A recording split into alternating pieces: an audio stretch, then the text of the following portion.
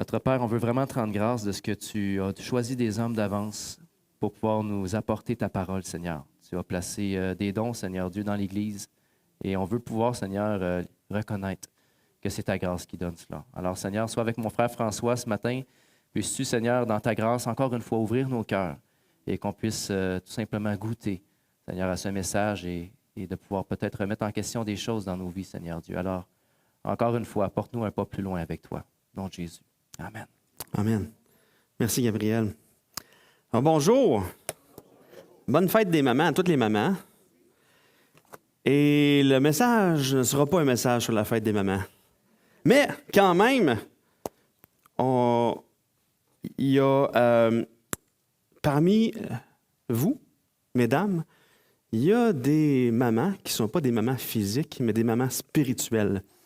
Et donc, le message va être pour vous, les mamans spirituelles, et aussi à toutes les autres mamans qui sont aussi mamans, qui ont enfanté physiquement, qui peuvent aussi encore enfanter, et aussi à tous les messieurs qui vont pouvoir aussi enfanter. Donc, on va parler aujourd'hui de multiplication. Mais avant, vous avez certainement déjà vu des films de guerre où... ça commence raide, hein? Des films de guerre où vous voyez un soldat qui a été atteint mortellement et là, il est sur le bord de mourir. Et là, il y a son équipe autour, ses frères d'armes qui sont autour. Et là, il est sur le bord de mourir puis il dit « Ah, dites à ma femme que je l'aime! » Et il meurt. Les dernières paroles d'un mourant sont souvent les paroles, concernent vraiment les choses qui viennent, c'est le plus important pour lui. Ces dernières paroles, c'est ce qu'il va dire. Souvent, on va entendre quelqu'un à la fin de sa vie dire à ses enfants, « Prenez soin de votre mère quand je ne serai plus là. » C'est ce qui est le plus important pour lui. Prenez soin de votre mère. C'est ce qui est le plus précieux pour lui. Mon grand-père paternel, lorsqu'il était sur son lit de mort, j'ai eu la grâce de l'amener à l'Évangile, de lui présenter l'Évangile. Et puis, quand il a saisi que Jésus était mort sur la croix pour lui, que ce n'était pas par les œuvres qu'on pouvait être sauvé, mais par la foi en ce que Jésus a fait sur la croix, quand il a saisi ça, il m'a regardé dans les yeux et il a dit « C'est ça qui est vrai. C'est ça qui est vrai. C'est ça que je crois. Jésus, c'est ce que Jésus a fait sur la croix et non pas ce que moi je peux faire pour être sauvé. Donc, c'est par la grâce, pas par les œuvres. » Là, il me dit « Dis ça à tout le monde. Il faut que tout le monde le sache. » Ça a été les dernières paroles qu'il a pu dire, qu'il m'a dit. Et c'était ce qui était devenu le plus précieux pour lui. C'était l'Évangile qui était devenu précieux pour lui. Chaque personne, à la fin de sa vie, va dire les choses les plus précieuses parce qu'il veut s'assurer que ceux qui vont suivre ça va se continuer, que le bien de ceux qui l'aiment va se continuer, que la mission à laquelle il a adhéré toute sa vie puisse se continuer aussi. On voit ça parmi les gens qui décèdent, mais on voit ça aussi dans la nature. On voit au travers des arbres fruitiers. Je ne sais pas si je peux tirer là-dessus. OK, j'ai tiré là-dessus, j'ai pris un risque. On voit au travers des arbres fruitiers, souvent on va voir un pommier ou un prunier, peut-être un vieux pommier, que pendant des années, il va donner juste quelques pommes et tout ça. Puis au moment donné, il va vivre un stress, puis boum, il va se mettre à produire d'une manière extraordinaire des fruits pour mourir l'année d'après. Oui, les pommiers font ça. Les pommiers, les pruniers, ils vivent un stress, puis là, bouf, ils se disent, il faut que j'assure la continuité de mon espèce. Et c'est dans ses gènes, il ne décide pas ça, et c'est comme ça que Dieu l'a créé. C'est tellement vrai qu'à un point tel que lorsque vous achetez un pommier, vous choisissez un pommier ou un prunier dans une pépinière, ne prenez pas celui qui est rempli de fleurs. Parce qu'il a vécu un gros stress et il risque de ne pas survivre à sa première année. Donc, on dit souvent, « Ah, wow, je vais prendre celui-là, il va produire beaucoup, il y a plein de fleurs. » Non, c'est parce qu'il est vraiment stressé, il va mourir. Il se dit, « Ah non, je vais mourir, il faut que je produise des fruits. » C'est ce qui est le plus précieux pour lui dans ses gènes d'assurer la continuité de son espèce. Aujourd'hui, on va voir un arbre fruitier qui a porté beaucoup de fruits. Et là, il est à la fin de sa vie. Il sait qu'il va mourir. Il veut assurer la continuité de ce qui est le plus précieux pour lui, l'Évangile. Cet arbre fruitier-là, c'est l'apôtre Paul dans 2 Timothée. Donc, Paul est à la fin de sa vie dans 2 Timothée. Et 2 Timothée, c'est la dernière lettre qu'il a écrite. Donc, les dernières paroles qu'on voit dans 2 Timothée, c'est les derniers mots que Paul a écrits dans le Nouveau Testament. C'est les derniers mots que Paul a écrits pour nous, pour Timothée, puis pour nous aussi, pour tous les chrétiens de tous les temps. Donc, Paul a été l'apôtre le plus prolifique du Nouveau Testament. Il a écrit plus du tiers du Nouveau Testament. Et au moment où il écrit 2 Timothée, il est en prison sous le règne de Néron, qui persécute les chrétiens. Il sait qu'il va être mis à mort, soit dans les prochains jours, les prochaines semaines. Il n'en reste pas long à vivre. Paul souffre à cause de l'Évangile. Il est là. C'est à cause de cet Évangile-là qu'il est en prison. Et dans le chapitre 1, versets 11 et 12, il est écrit « C'est pour cet Évangile que j'ai été établi prédicateur et apôtre, chargé d'instruire les païens. C'est à cause de cela que je souffre ces choses, mais j'en ai point honte.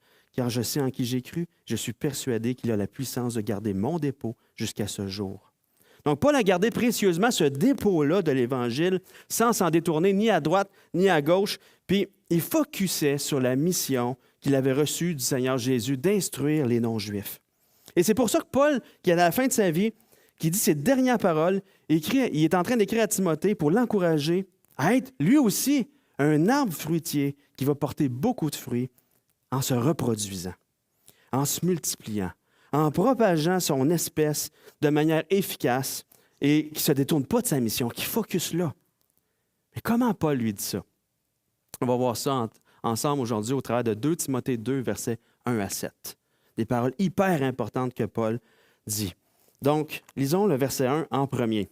« Toi donc, mon enfant, fortifie-toi dans la grâce qui est en Jésus-Christ. » Donc, Paul, au moment où il écrit cette lettre-là, il y a plusieurs personnes qui l'ont abandonné à la fin de sa vie. Peut-être à cause de la persécution qui s'appesantissait sur les croyants et peut-être aussi à cause de la grande quantité de faux docteurs qui rentraient, qui s'infiltraient dans les églises qu'ils avaient implantées et qui amenaient loin de l'Évangile de ceux qui avaient présenté l'Évangile, de ceux qui l'avaient suivi aussi. Donc, Paul écrit à Timothée, son enfant dans la foi. Paul il est là. Il parle avec tendresse à son fils dans la foi, celui qui a lui-même amené à l'Évangile, celui en qui il s'est investi, en qui il s'est reproduit. Mais Paul connaît Timothée. Il veut l'encourager. Parce que Paul, on voit au travers de cette épître-là, puis des autres épîtres, on voit que Timothée est loin d'être un homme de 7 pieds, courageux, avec un front de bœuf, un guerrier comme un viking comme ça. Paul, il est loin d'être ça. Les indices qu'on voit dans les épîtres nous amènent à voir une image d'un homme qui aujourd'hui aurait de l'air un peu plus de ça. Je veux pas du tout ridiculiser Timothée, mais c'est quand même, on voit dans les Écritures quelqu'un qui est timide. Qui a tendance à se décourager, qui a tendance à ne pas focusser sur le fait qu'il a reçu un don de Dieu pour la parole, qui a peut-être tendance à avoir honte de l'Évangile, parce qu'on le voit, hein? Paul il dit hey, « n'aie pas honte de l'Évangile ». Et aussi, il est sujet à avoir des problèmes de santé. Il dit hey, « prends un peu de vin à cause de tes difficultés, tes fréquentes indispositions pour ton estomac et tout ça ». Donc, Timothée est quelqu'un qui... C'est loin d'être un guerrier, là. C'est loin d'être un guerrier. Mais il se peut que Timothée, là, avec ce que Paul est en train de lui dire, se sente dépassé par les événements. Son mentor est condamné à mort à cause de l'Évangile. Il y a des faux docteurs qui sont là, qui s'infilent partout. Et Paul veut lui transmettre le bâton à lui, qu'on voit qu'il y a beaucoup de... Mais là, on se dit, voyons, Paul, qu'est-ce que tu es en train de faire là? Est-ce que tu as choisi le bon gars? Tu sais?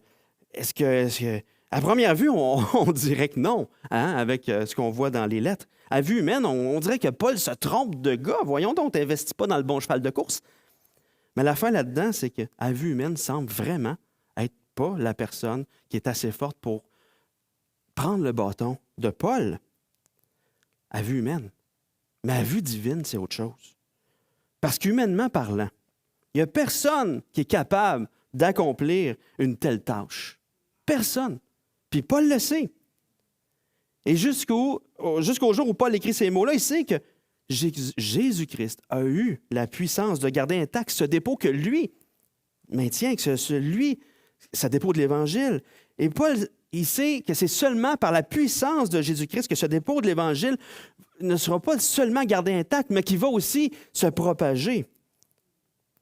Il faut que la personne qui détient ce dépôt-là de l'Évangile puise sa force en Jésus-Christ pour le garder et le propager. Et c'est pour ça que Paul dit « Fortifie-toi dans la grâce qui est en Jésus-Christ. » Fortifie-toi dans la grâce qui est en Jésus-Christ. Paul est en train de dire, c'est une grande responsabilité que je te transmets, de garder le dépôt de l'Évangile puis de le retransmettre pour qu'il s'étende. Mais inquiète-toi pas. Sois fort dans la grâce qui est en Jésus-Christ pour réussir. Fortifie-toi dans la grâce qui est en Jésus-Christ. Mais qu'est-ce que ça veut dire? C'est pas que la force soit avec toi. J'aimerais apporter 3 observations sur se fortifier, sur ce commandement-là que Paul est en train de dire à Timothée. Premièrement, en français puis en grec, c'est un impératif. Fortifie-toi. Donc, c'est un commandement que Paul apporte. Ce n'est pas une suggestion, ce n'est pas un souhait, c'est un commandement. Fortifie-toi. Deuxièmement, en français puis en grec aussi, le temps de verbe est au présent. Donc, c'est un impératif présent qui apporte une fait. En fait, Paul dit fortifie-toi continuellement, sans arrêt. Tu n'es pas fortifié une fois pour toutes. Tu as besoin d'être fortifié constamment. Tu as besoin de te fortifier constamment. C'est quelque chose que tu as besoin de renouveler constamment, de trouver, de puiser ta force dans la grâce du Seigneur, toujours. Un impératif présent. Puis troisièmement, c'est un commandement qui est un passif. En français, on n'a pas ça, mais en grec, il y a la voix active pour les verbes, puis la voix passive. La voix active détermine que l'action dépend de moi. Mais la voix passive détermine que l'action ne dépend pas de moi. Ici, c'est la voix passive. Donc, le commandement que Paul donne à Timothée ne veut pas dire que tu dois te fortifier par toi-même, te fier à tes propres forces, puiser en toi-même. C'est pas ça. Timothée n'est pas la source de sa propre force. C'est une force qui puise dans la grâce de Jésus-Christ. Paul n'est pas en train d'agir comme un entraîneur, comme on voit dans les films de Rocky, là, où l'entraîneur de Rocky arrive et dit « Hey, Rocky, hey, tu as les forces en toi-même pour combattre ton adversaire. Allez, vas-y, vas-y! » Et le Rocky, il se bat, yes! Puis là, il prend il se craint, là. Puis là, il réussit à battre Mr. T. Puis là, après ça, il crie « Adrienne! » C'est pas ça qui arrive. C'est Jésus qui l'a. Cette force-là, c'est pas Timothée. Et il demande à Timothée de puiser ses forces en Jésus-Christ, dans la grâce de Jésus-Christ. Donc, fortifie-toi dans la grâce qui est en Jésus-Christ. C'est quoi cette grâce-là? Souvent, lorsqu'on parle de grâce, on parle du pardon de nos péchés. On parle de ce pardon qu'on a reçu en Jésus-Christ. Cette grâce qui efface mon péché. Cette grâce que Gabriel a dit un matin que Dieu ne se souvient plus de nos péchés. Oui, c'est vrai, mais ce n'est pas juste ça. Il y a tout l'aspect actif de cette grâce-là dans notre vie. John Piper a écrit « La grâce est en même temps le pardon que nous recevons et la puissance de l'Esprit de Dieu qui nous accompagne pour marcher selon Dieu. » Donc, la grâce qui est en Jésus-Christ, c'est cette puissance qui nous rend capables de faire des choses pour la gloire de Dieu qu'on ne serait jamais capable de faire. On ne serait jamais capable d'accomplir. La grâce, oui, efface nos péchés par le sacrifice de Jésus, mais c'est la même grâce qui travaille dans notre cœur pour nous transformer à l'image de Jésus. C'est elle qui nous fait persévérer, c'est elle qui nous amène à le servir. Et on a constamment besoin de cette grâce-là de Dieu pour nous accompagner dans tout ce qu'on fait. Donc, Paul dit à Timothée, présentement, là, trouve ta force en Jésus, consciemment, activement. Sois dépendant de Jésus. Est-ce que vous avez déjà accompli une tâche que vous n'étiez pas capable de faire, que vous n'aviez jamais fait, puis vous êtes pogné pour la faire? Une fois, je travaillais sur une ferme laitière. Moi, je n'ai pas étudié pour travailler dans les fermes laitières, j'ai étudié pour travailler dans les champs. Et je travaillais sur une ferme laitière pendant un été. Chez une veuve, son mari était décédé. Elle exploitait cette ferme-là avec ses fils Ses fils, le plus petit mesurait 6 pieds, le plus grand mesurait 6 pieds 7. C'était des guerriers, les gars. Puis le nombre de coups qu'ils m'ont fait, me brasser, me pitcher dans le dallo. C'était incroyable, les gars, il n'y avait rien à faire, c'était des murs de béton.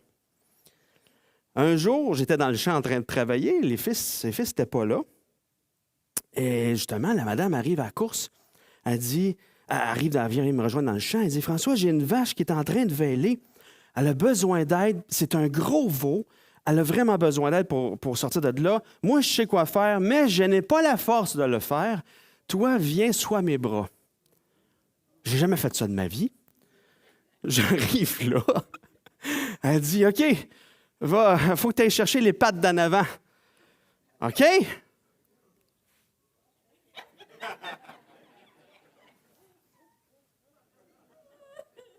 Oh, j'ai. Fait que, tiens-les les deux ensemble, puis quand elle a des contractions, tire en même temps.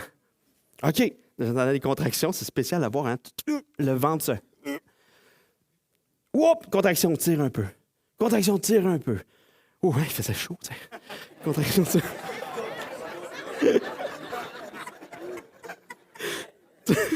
Je l'ai travaillé, celle-là, aujourd'hui. Tire un peu. Et là, les pattes sont sorties. Elle a dit, maintenant, il faut vraiment que la tête soit dans le bon sens. Il ne faut pas qu'il sorte comme ça. Il faut que le museau pointe. Fait, regarde si la tête est dans le bon sens. Je vais chercher la tête. Oh, le museau, il est là, je le sens. Et là, je tirais, puis là, la tête est sortie. Puis à un moment donné, la vache, dans une contraction, lâche un de ses beuglements que je n'imiterai pas. Mais, flouche! C'est un petit bœuf. Le petit bœuf sort, la vache s'écrase, exténuée. Et moi, je vois le petit veau, la fierté, la petite larme qui est là. J'avais jamais fait ça de ma vie. Mais il y avait la madame qui me disait tout quoi faire au fur et à mesure. J'ai pu me mettre au monde un petit veau. Incroyable. Incroyable d'avoir fait ça dans ma vie. Je ne la referai pas, mais incroyable.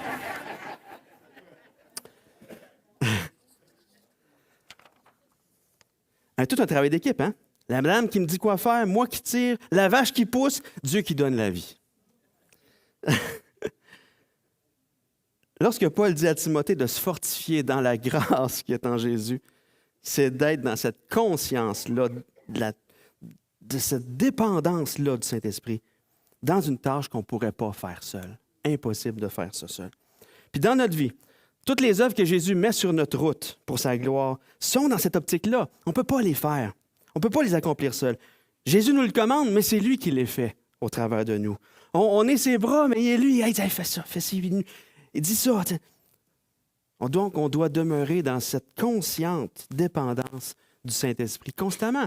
Et souvent, ça nous arrive souvent d'oublier, quand on est habitué de faire quelque chose, quand on est habitué de s'impliquer, d'oublier qu'on est en dépendance complète de Dieu. Donc, de se ramener là constamment, de focusser sur le fait qu'on est dépendant du Saint-Esprit en toutes choses.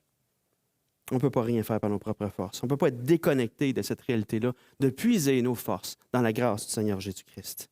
Donc, ayant en tête cette dépendance-là à la grâce qui est en Jésus-Christ, Paul va dire à Timothée, là, à ce moment-là, ce qu'il y a de plus précieux pour lui.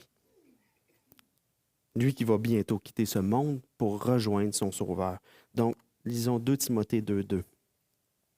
Et ce que tu as entendu de moi en présence de beaucoup de témoins, confie-le à des hommes fidèles qui soient capables de l'enseigner aussi à d'autres. Ici, on a un modèle de transmission par multiplication et non pas par addition. Donc, Paul n'est pas en train de dire à Timothée, là, additionne autour de toi, mais plutôt multiplie-toi. Parce que Paul demande à Timothée de se reproduire en des hommes fidèles qui sont capables de les enseigner aussi à d'autres. Des hommes. Alors, on note que ce verset-là, ce n'est pas juste aux hommes, hein, c'est à des personnes, c'est à toute personne, hommes et femmes, que toutes les personnes qui ont reçu ce dépôt-là de l'Évangile ont cette responsabilité-là qui vient, hein, avec de grands dons viennent de grandes responsabilités, comme dirait l'oncle de Spider-Man. Et on a cette responsabilité-là de retransmettre, hommes et femmes. Donc, il y a des personnes depuis 2000 ans qui ont obéi à ça. Ils ont investi dans quelqu'un. Ils ont présenté l'Évangile à quelqu'un, jusqu'à nous aujourd'hui. Quand on pense à ça, chacun de nous, là, il y a quelqu'un qui nous a présenté l'Évangile. Il y a quelqu'un qui a pris soin de nous. Il y a quelqu'un qui a présenté l'Évangile à ce quelqu'un-là, qui lui aussi lui a présenté l'Évangile. Et quand on monte notre arbre généalogique spirituel, on va remonter inévitablement aux apôtres, qu'on va remonter à Jésus, qu'on va remonter à Dieu, le Père qui a envoyé Jésus. Chacun de nous, on a ce point commun-là. Il y a quelqu'un qui a obéi à cette parole-là. On est la preuve vivante. Donc, dans ce que Paul apporte, on voit 4 générations de retransmission. Mais c'est une retransmission multiplicative. Donc, Paul le transmet à Timothée, mais Timothée était en présence de beaucoup de témoins. Donc, déjà, ça semble insinuer que ce n'était pas seulement à Timothée que Paul enseignait. Au moment où ce que Paul a entendu, il était en présence de beaucoup de témoins. Et on sait qu'à ce moment-là, avant d'être en prison, l'apôtre Paul enseignait à tous les jours à l'école de Tyrannus, il enseignait la doctrine de l'Évangile. Donc, il y avait des étudiants qui étaient là et qui le suivaient. Donc, déjà là, il y avait une multiplication.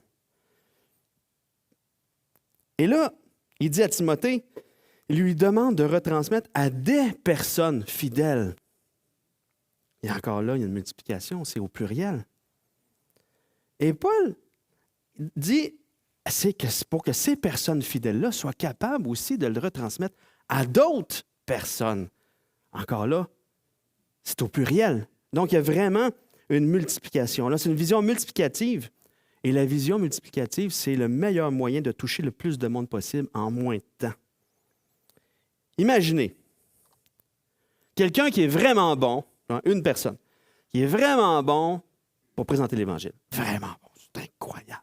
Présente l'Évangile, puis dans un champ, même les vaches se convertissent. Là, c'est incroyable. Cette personne-là présente l'Évangile à 50 personnes à tous les ans. Et, wow!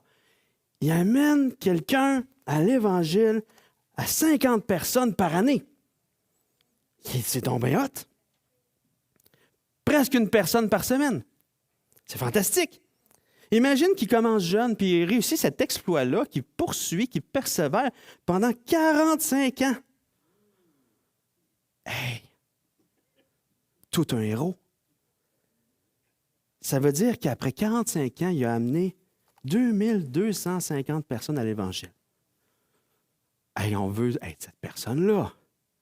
On veut, voyons donc, on serait vraiment en admiration envers cette personne-là. On dirait, je veux apprendre de toi, je veux être comme toi, je veux faire ce que tu fais.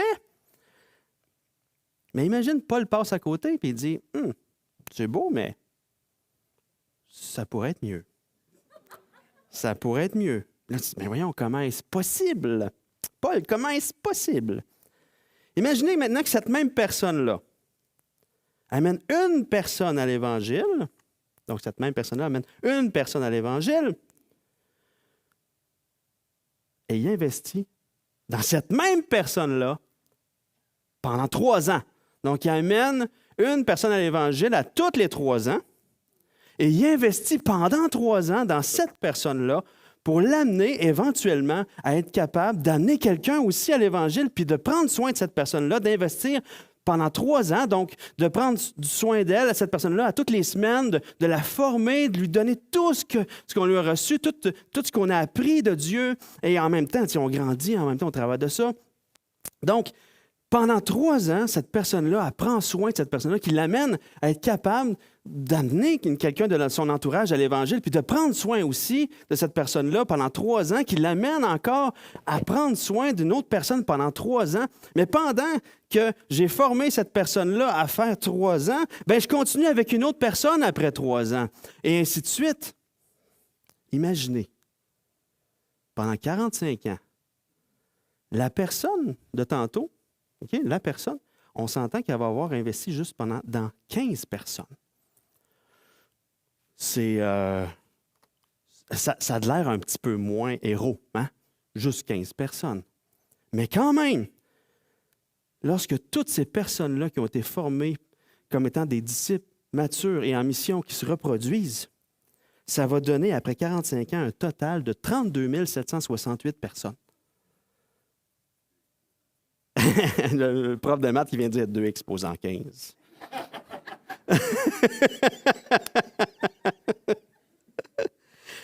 Pas mal plus efficace d'investir dans quelqu'un pour qu'il arrive à se reproduire.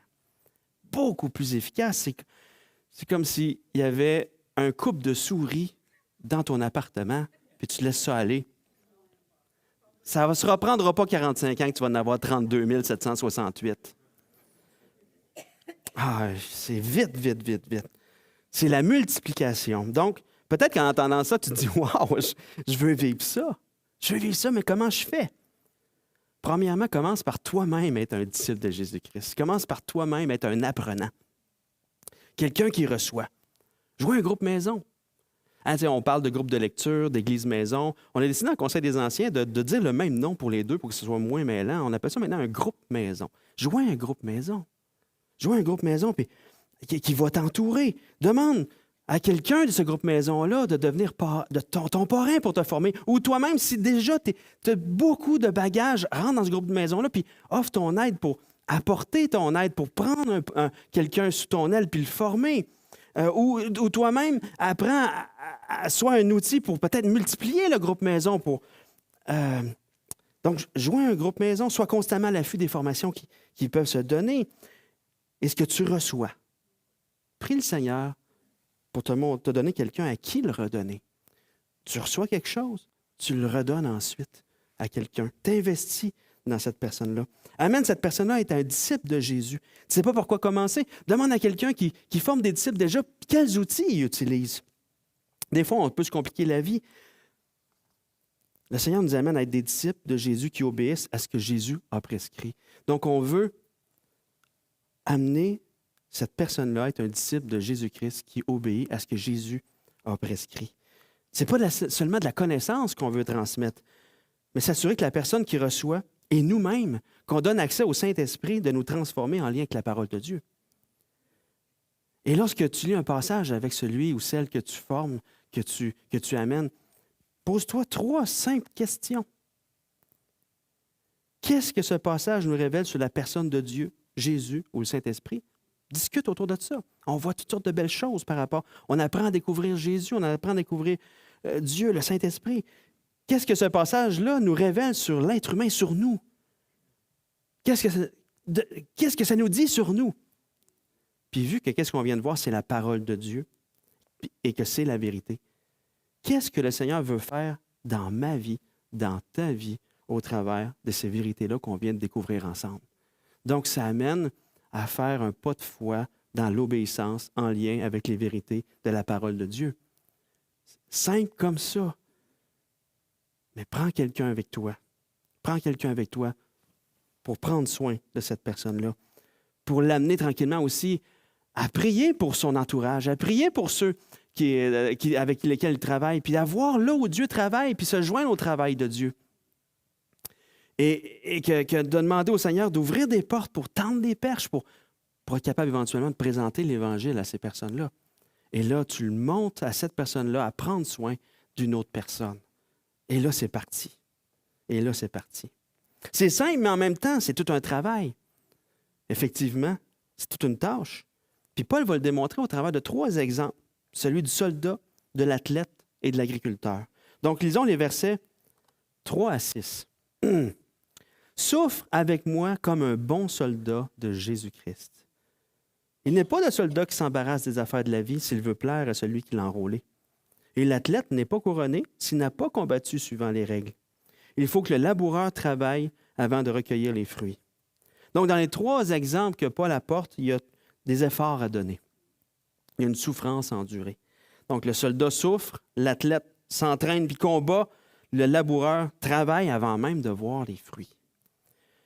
Mais en même temps, chacun a sa particularité. Chacun nous amène un secret pour réussir. Donc, le soldat, lui, son secret, c'est « Hey, laisse-toi pas distraire par les choses de la vie. » C'est pas qu'on doit pas vivre, c'est pas qu'on doit pas avoir de hobby ou de de loisirs, c'est pas que on ne doit pas avoir d'emploi, on a des factures à payer, on doit manger. C'est pas qu'on doit vivre dans un monastère, c'est pas rien de ça. Mais ce que Paul apporte, c'est que le soldat, lui, garde son focus sur la volonté de celui qui l'a enrôlé. Accomplir la volonté de celui qui l'a enrôlé, donc plaire à son supérieur. Il est focusé là-dessus. Est-ce qu'il y a quelque chose dans les affaires de la vie qui embarrasse ton horaire à un point tel que tu ne peux pas être en train d'être formé ou bien de former quelqu'un? As-tu du temps à investir? Ah non, je ne peux pas, j'ai le soccer de mes enfants à 4 soirs semaine. Ah, je ne peux pas, j'ai mon cours de taekwondo. Je ne peux pas, je m'entraîne 6 fois par semaine. Ah, je ne peux pas, j'ai mon émission de télé à soir. Des fois, les affaires de la vie viennent nous embarrasser à un point tel ça nous enlève notre focus sur la volonté de celui qui nous a enrôlés, qui est Jésus. Est-ce qu'il y a quelque chose de secondaire dans ta vie qui t'amène à être embarrassé dans ton temps à un point tel que tu passes à côté de la tâche que le Seigneur te donne, d'être toi-même un disciple de Christ qui obéit et d'amener d'autres à être des disciples de Jésus-Christ qui obéissent à ce que Jésus a prescrit? Si oui, bien, évalue, regarde, il y a peut-être des choses que le Seigneur veut t'amener à la repentance, puis à t'enligner à focusser sur ce à quoi on a été chacun enrôlé. Même chose, l'athlète combat selon les règles. Lorsque tu formes un disciple, est-ce que c'est selon les règles de l'Évangile? Assure-toi de retransmettre le bon dépôt. Sois redevable à quelqu'un pour t'assurer que les outils que tu utilises ou que ta doctrine soit la saine doctrine qui n'éloigne pas du véritable Évangile, ni vers la loi, ni vers l'hypergrâce, mais centré sur Jésus-Christ. Jésus-Christ qui sauve. Jésus-Christ qui nous fait avancer. Il y a tellement de mauvais courants théologiques qui éloignent de l'Évangile. Donc, quand tu prends soin de quelqu'un, sois redevable à quelqu'un de plus connaissant au niveau doctrinal aussi. Pas pour te contrôler, mais pour te protéger, toi et les disciples que tu formes aussi. Comme l'athlète a un coach, toi aussi es un coach. J'ai moi-même un coach qui veille sur moi, qui est là, je rencontre une fois par mois. De chercher à avoir un coach. Si tu n'as pas de coach, va t'en chercher un. Le laboureur travaille avant de recueillir les fruits. Des fois, on peut être découragé. Puis c'est drôle parce que le laboureur, lui, il sème, il travaille, il entretient la culture, puis il ne voit même pas encore rien qui germe, là. Il fait ça par la foi, sachant qu'il y a quelque chose qui va sortir. De la même manière, quand on prend soin de quelqu'un, des fois, on peut être découragé. Des fois, on peut ne pas voir de fruits.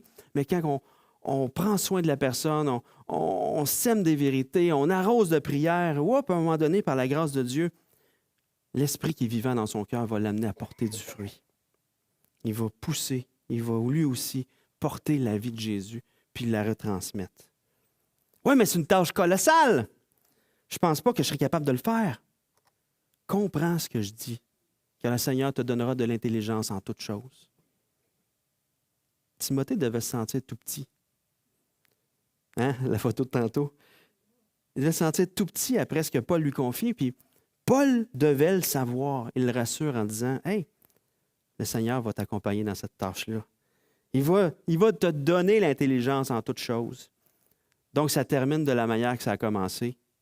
Puise tes forces dans la grâce du Seigneur Jésus-Christ.